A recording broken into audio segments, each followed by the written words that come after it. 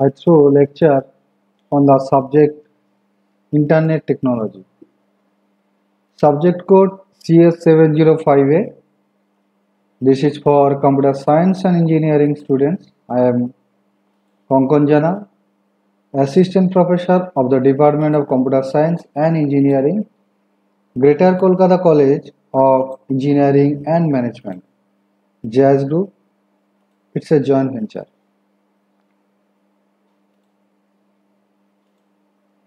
This is module 1 of the subject Internet Technology, having the subject code CS705A.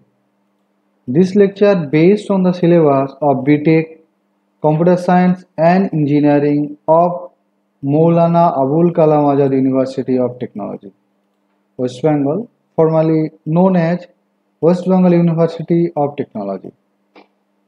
Module 1 have 6 lectures in total. The content of Module 1 of Internet Technology for Computer Science and Engineering of 7 semester students is Introduction to Internet, which have 1 lecture, Overview, Network of Networks, Intranet, Extranet and Internet, World Wide Web, which have 1 lecture, Domain and Subdomain, Address Resolution, DNS, Telnet, FTP, HTTP, Review of TCP/IP, which have 1 lecture, Featured Segment, three-way handshaking, Flow Control, Error Control, Congestion Control, IP Datagram, IPv4 and v6, IP subnetting and addressing, which have 1 lecture, Classful and classless addressing, Subnetting, NAT, IP, mask coordinating, IP tables, Internet routing protocol, which have 1 lecture, Routing, intra and inter-domain routing, unicast and multicast routing, and broadcast. Electronic mail, which have 1 lecture, POP3 and SMTP.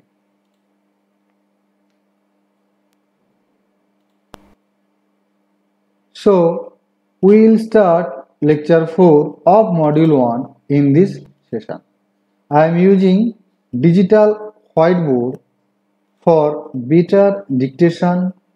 Important points and some reference will be written in this board, and for practical demonstration we will run code on XAMPP server when required. So we will start first classful addressing.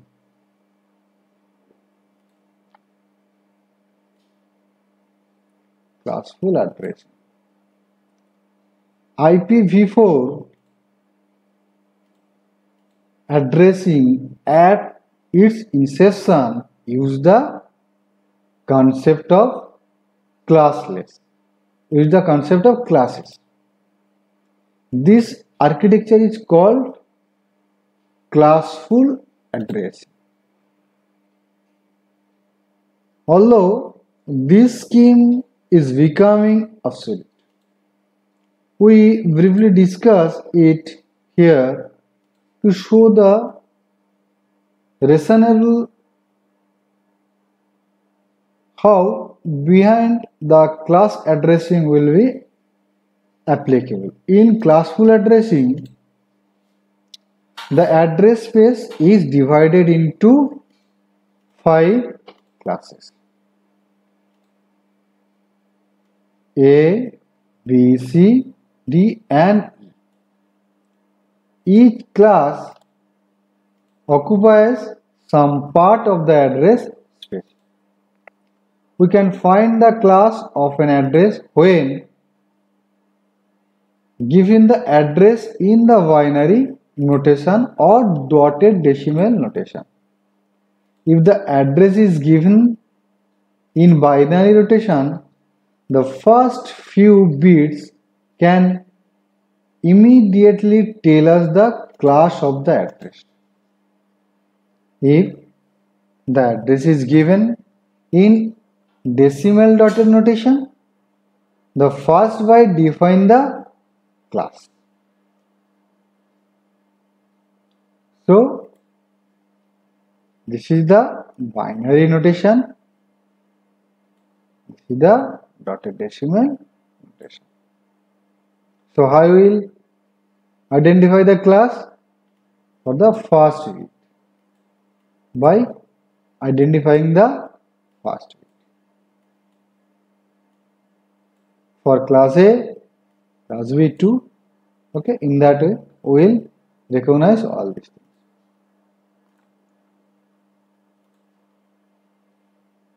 So, what is classful addressing? Which is almost absolutely is replaced with the classless addressing nowadays. To overcome address depletion and give more organization access to the internet, classless addressing was designed and implemented. In this scheme, there are no classes, but the addresses are still granted in blocks. That is the address block. The address block. In classless addressing, when an entity, small or large, needs to be connected to the internet, it is granted a block of addresses. The size of the block, that is the number of the addresses, basically varies based on the nature and size of the entity.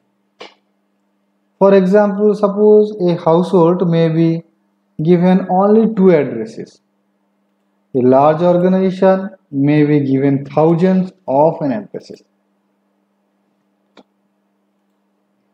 An ISP, as the internet service provider, may be given thousands or hundreds of thousands based on the number of customers it may serve. Restriction to simplify the handling of addresses, the internet authorities imposed 3 restrictions on the classless address blocks. The addresses in a block must be contiguous, one after another. The number of addresses in a block must be a power of 2. 1, 2, 4, 8 and so on. The first address must be evenly divisible by the number of addresses.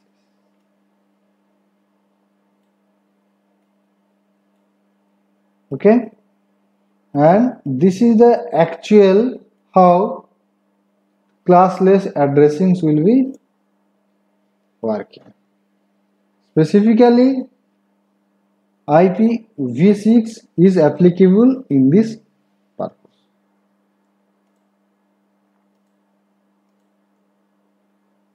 Next, we will discuss about the subnetting.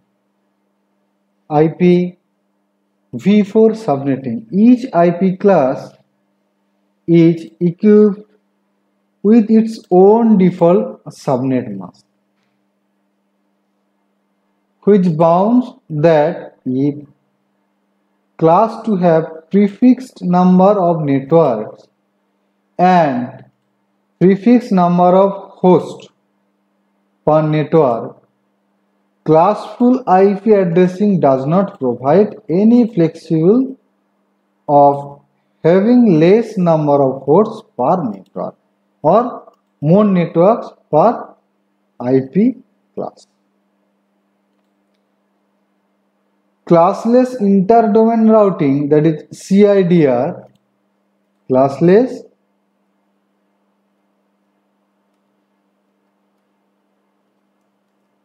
interdomain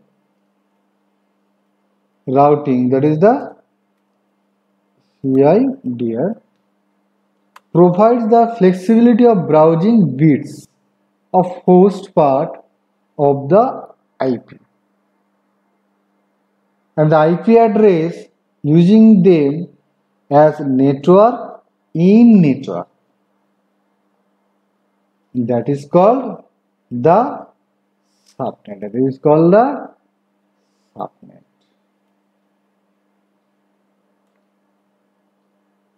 By using subnetting, one single class A IP address can be used to have smaller subnetwork, which provide better network management capabilities. So class A subnets will be what? In class A, only the first octant is used as network identifier. For class A, first octant is the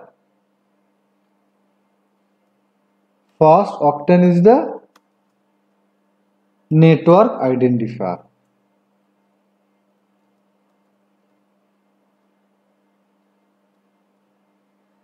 Okay,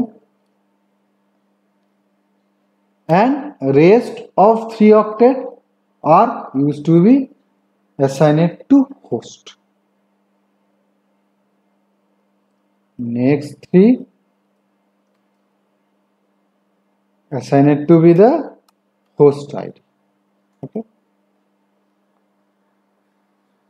To make more subnet in class A, bits from host part are borrowed and the subnet mask is changed accordingly. For example, if one MSB most significant bit is borrowed from host bit of second octet and added to network addresses, it creates 2 subnet.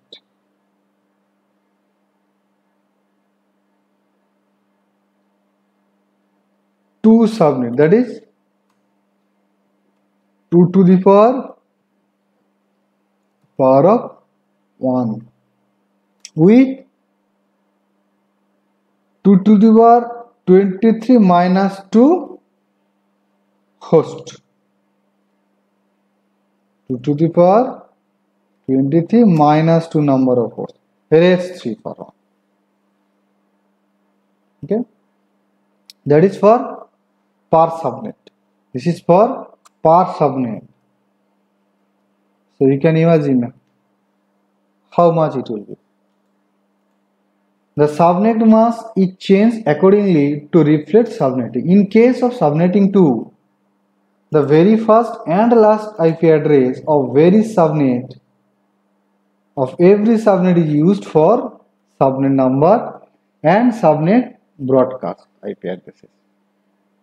Because these 2 IP addresses cannot be assigned to host, subnetting cannot be implemented by using more than 30 bits as network bit. Max 30 bits as network bit,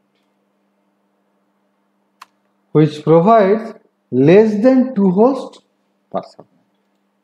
And for class B subnet, what will happen? By default, using Classful network 14 bits are used in class B subnetting. Okay, how many networks?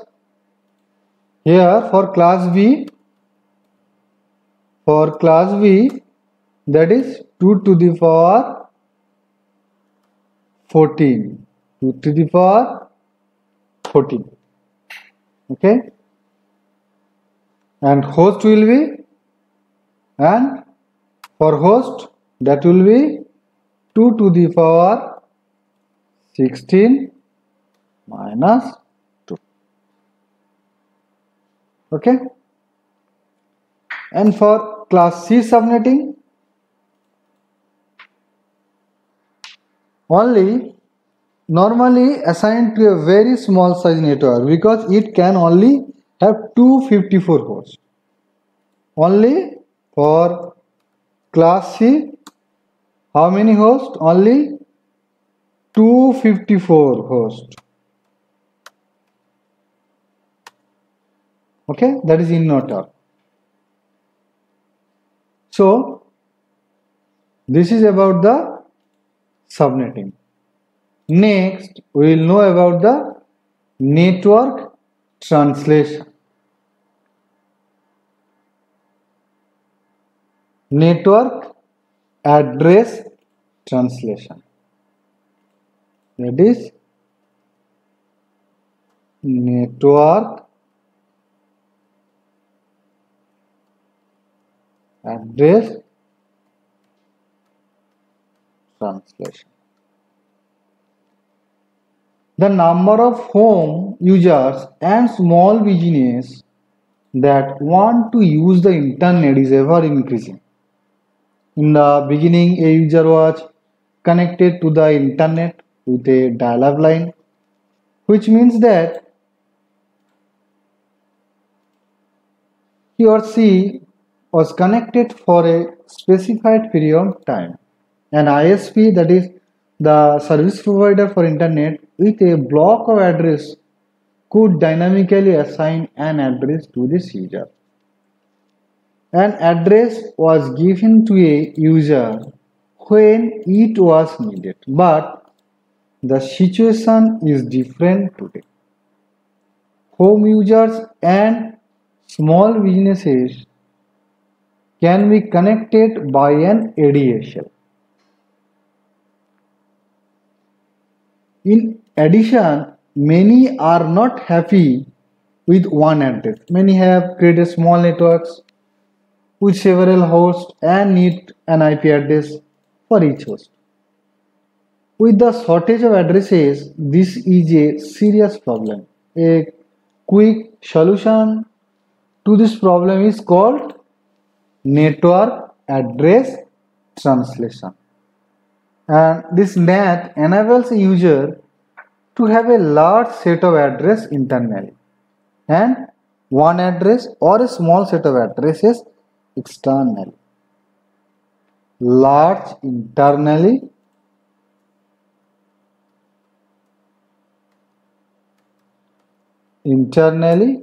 and one address or a small address, one or very small, externally. So the traffic inside can use the large set and the traffic outside the small set. To separate the address used inside the home or business and the ones used for the internet authorities have reserved 3 set of addresses as private address. That is actually shown in this table. This is the range of this table. Okay, we will use that one. In that way, the network will be transferred. That is the address will be transferred. This is the NAT. That is the NAT. Okay. Any organization can use an address out of this set without permission from the internet authorities. Everyone knows that the reserved addresses are for private networks. They are unique inside the organization, but they are not unique outside. No router will forward a packet that has one of the address like that. Okay. So this is about the address translation. Now we need to know about the IP mask coordinating. Basically, this is a process where one computer acts as an IP gateway. IP gateway for a network. All computers on a network send their IP packets through the gateway, which replace the source IP address with its own address and then forward it to the internet. Okay, this is the mask coordinate router, and this request will be forwarded in that way, and it will be demasqued reply. Perhaps the source IP port number is also replaced with another port number. Although that is less interesting, all hosts on the internet see the packet as originating from the gateway. Any host on the internet which wishes to send a packet back, that is in reply, must necessarily address the packet to the gateway.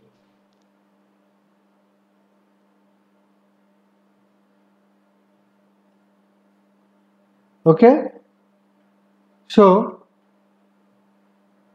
this is about the IP mask coordinate. Next is IP tables. Specifically, this is an extremely flexible firewall utility build. Okay, this is firewall utility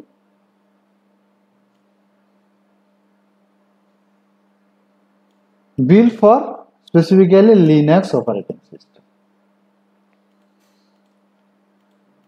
How to IP table firewall works?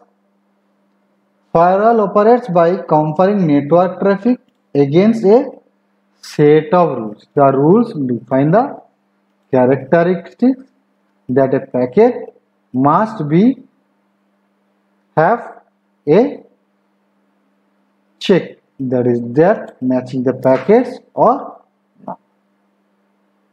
A user can create chains as needed. There are 3 chains defined by default. Okay, that is input,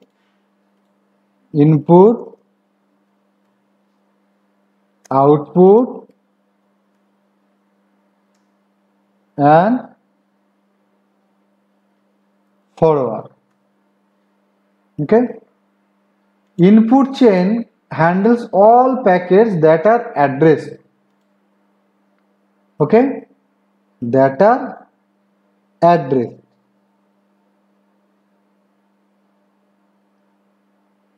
Okay,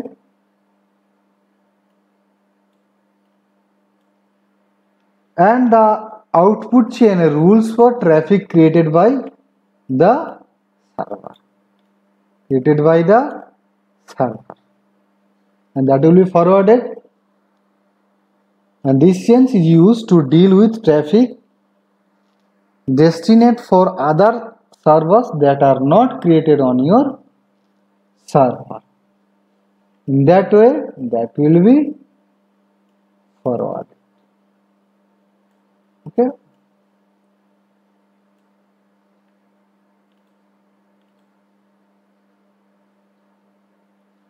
So this is about this lecture. Thank you.